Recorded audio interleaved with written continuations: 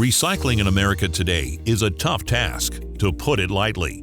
Commercial contamination remains a big problem for haulers, as historically, once the container is collected, disposal costs fall on the shoulders of fleet owners, which can leave them holding the bag, literally. Shift forward to the new Eye Purif-Eye SaaS module, which specifically addresses commercial contamination, identifying it at the source.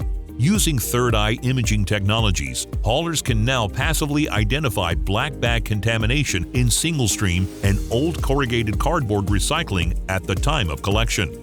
The driver simply operates normally while the technology inspects the contents and sends images back to the hauler's back office for further processing. Statistically, black bag contamination makes up more than 60% of commercial recycling contamination.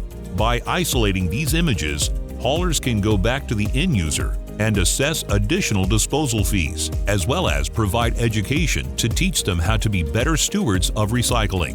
And while contamination fees vary throughout the country, data from several large fleets are showing that employing Purif-Eye can generate almost $6,500 per month in revenue per commercial front loader, which can go a long way to offsetting the additional contamination disposal fees, or MRF, processing costs that fleet owners face.